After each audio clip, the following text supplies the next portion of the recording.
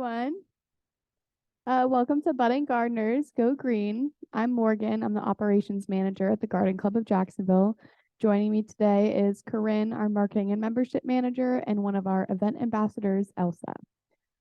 I'd like to recognize our Budding Gardeners co-chairs, Maureen Bialco and Jean Moyer. I'd like to thank the sponsors and organizers of today's event, the Alderman Park Garden Circle. If you are a volunteer for today's program, please stand and be recognized. Now I'd like to tell you about some of our upcoming programs. We have Blooms Galore and more on April 8th. You can attend this giant plant sale along with an amazing day of activities throughout the Garden Club's campus. There will be budding gardeners activities, including a scavenger hunt, nature-themed crafts, lawn games, and more. On May 13th, we have Wrap Garden Tour Day. You can start the Riverside Avondale Preservation Garden Tour at the Garden Club with fun activities for adults and children, refreshments, a look at the Garden Club's plans for a redesigned landscape, and tours with Go Tuckin'. If you haven't joined the Garden Club of Jacksonville, now's a great time to do it. You can enjoy the benefits of free Budding Gardeners programs as well as membership pricing for the flea market and Blooms Galore preview parties. If you are a member of the Garden Club Board of Trustees, please stand and be recognized. If you are a member of the Garden Club, please raise your hand, and thank you for your membership.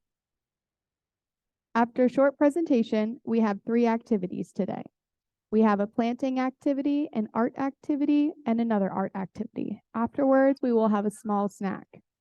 After today's program, please complete our survey. We will also send you the link by email. We really appreciate all of the feedback. Now I would like to introduce today's speaker, Angela Holliman. Master Gardener has worked with the Junior Master Gardening Program for 2 years. Angela is also a former YMCA program director. We're very excited to have her here with us today. If you have any questions, please raise your hand throughout the presentation and Angela will answer. Please help me welcome Angela. Thank you. All right, can you guys hear me okay? All right. Today, I'm going to talk to you about water. You're like, water? Aren't we talking about going green today? We certainly are. But let me tell you, our water is a very, very important part of going green. And as gardeners, we have a special obligation to know what is good and what's bad for our waterways. So we're going to talk about watershed. Who has ever heard of a watershed? Does anybody know what a watershed is? Okay. All right. All around the country, wherever you live in an area that has its own watershed, which means that is how all of the water flows out into the next body of water. And we here in Jacksonville, we have our own watershed and we call it the Jacksonville watershed because we are big enough we can just have our own watershed. Now, as you look around, we do have a lot of water around us, don't we? I mean, think about it. Okay, now who can just holler out what ocean is over here to the east of us? What big ocean? Can anybody tell me? The Atlantic. Very good. And that's a big body of water. But you know, every time you go someplace in Jacksonville, it seems like you're going over a bridge, right? Well, we have a major river that flows through Jacksonville. And who can tell me the name of that road? I mean, of that river? No.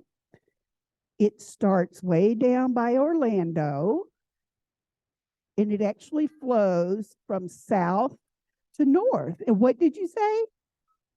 The St. Johns River. That's right. And before we started today, it's so pretty out. I walked down to the river here and looked, and I'm just amazed at how big it is. And then I think about all of the little tributaries around it that flow into it and that are part of it. We've got the intercoastal waterway, we've got little streams, we've got the Trout River, and several more. Well, this is a model of our Jacksonville watershed. Can you guys see it on the screen? Very well. Okay, I'll probably have you guys come up and look at it a little later. Okay, this is a model of what happens in our area, and it's a way for us to understand how important water is. Okay, the first thing I want to know is, who can tell me what this is? Anybody know what this is? You can see it out when you go out of your driveway. Maybe you go down to the end of the street and there's one there. Everybody's got them. A storm drain. A storm drain. And these storm drains are so important because, now why do you think we have these on our roads? That's right, so the roads won't flood. And so when the rain comes down, then the water kind of collects up and it goes down, and it goes down through the drain. Now, where do you think that water goes after it goes down there?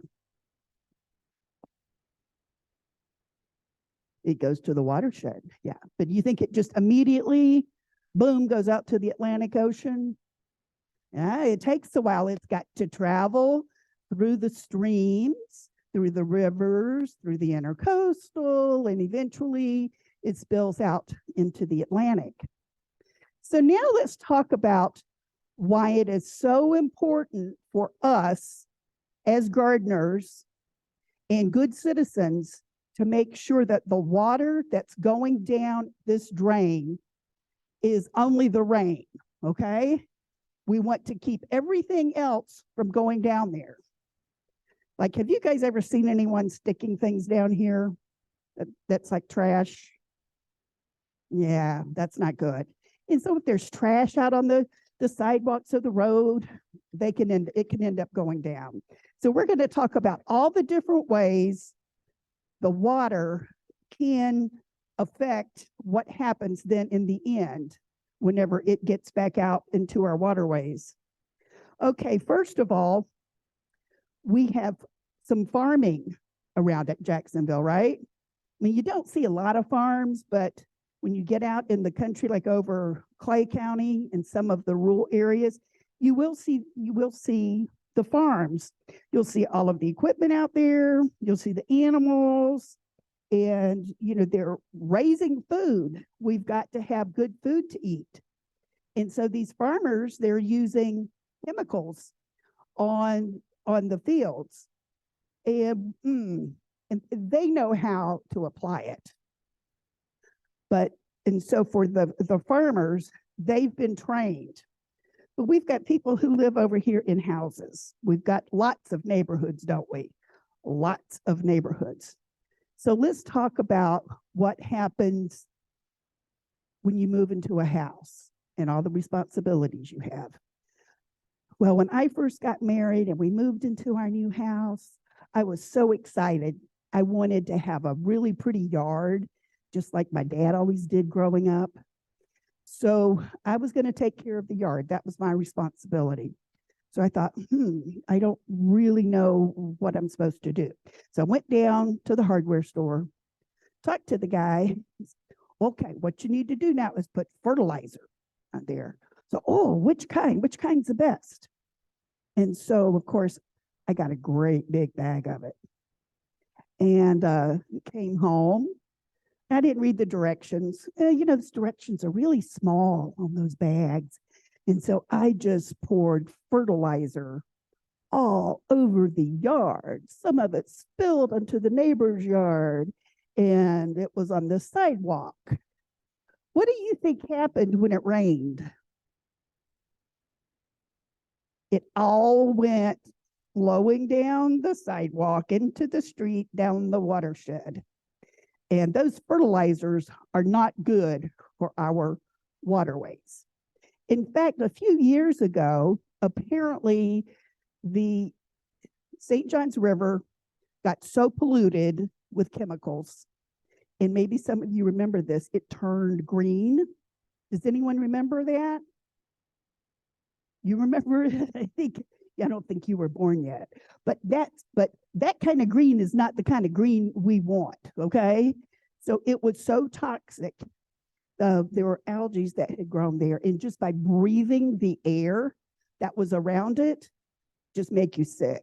Kind of like when you go to the beach and the red tide is there, if you've ever experienced that, because it's toxic.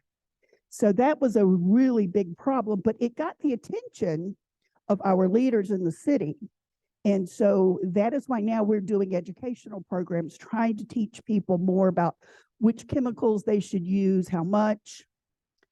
So then I finally got my yard straightened out and decided I wanted to garden. So I went out there one day and this great big ugly worm was eating my tomato plants. And so once again, go down to the hardware store, ask the guy what to get. I got it. Once again, I didn't read the directions. I went out and I put it on everything in my garden. And it killed all the good bugs too. And it killed all the plants. Oh, it was a disaster. So once again, it rained, and all of those pesticides, those poisons, went right down with the rain, down the gutter, down to the storm drain. So, and then we've got to talk about the waste of our animals. And how many of y'all have a dog? You take it for a walk, right? You clean up after it, right? Well, I took my dog for a walk this morning, and I thought, I think it's important to demonstrate to y'all the correct way to clean up after your dog. So I just went ahead and I brought it in. Okay. Pretty nasty, isn't it? You know what? I don't think I want to clean it up. Again, I've already cleaned it up once. Is there anybody who can demonstrate to me the correct way to clean up dog waste? Come on up. And it's not real. I wouldn't really bring it. Here, it's down there. And be careful there. So here's a bag. You've taken your dog for a walk.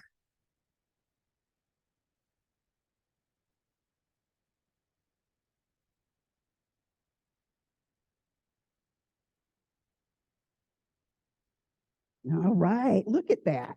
You've done this before. Yay. Good deal.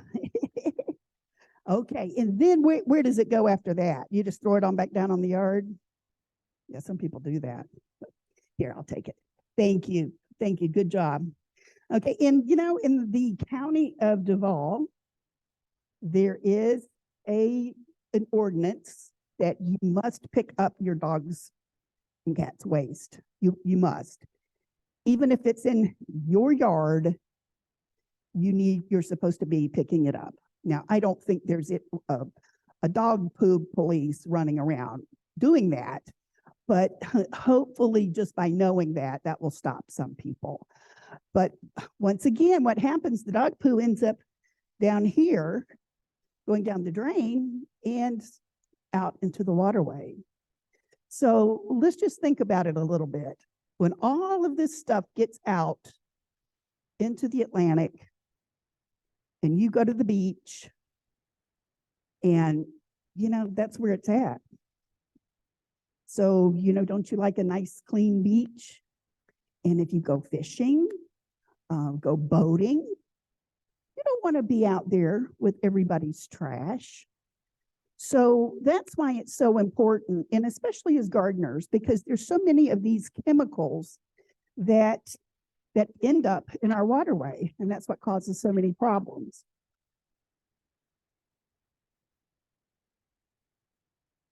Okay, what I am going to do is I would like to show you what happens when it rains. Okay, here's some trash. Let's pretend like this is trash. We're going to put it around in the neighborhood. Okay. We've got fertilizer.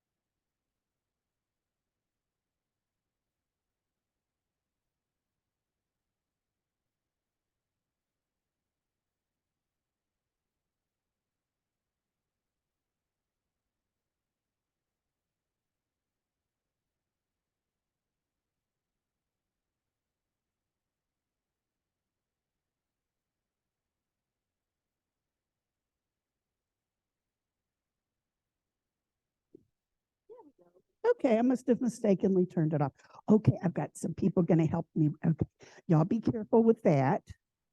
Now, why don't you just come back around here so you can reach this? Okay, so you can let everybody know how, come on up, all of you guys around here. See all the gooky stuff? That's from all the fertilizer and animal waste and pesticides and all of that stuff. So now we're going to pretend like it rains. So here's one for you. And let's start spraying it. Like, okay, like you're going to be the rain clouds. Okay, so go ahead. Here we go. Yeah, it's a real thunderstorm. Get it all wet. See how gross this is? Look at that oil over there. Okay. That was our afternoon shower for Jacksonville. Thank you. You rain clouds did a great job. Okay, so then, all right, y'all can be seated. Thank you so much for your help.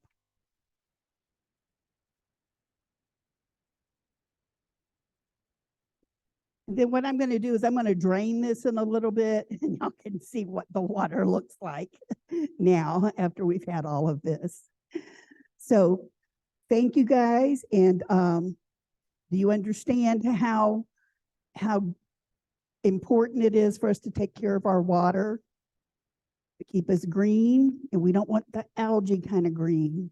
We want green also just means clean. We want our water clean so we can continue to fish, go boating, go to the beach, and just take care of the resources we have. Thank you, guys.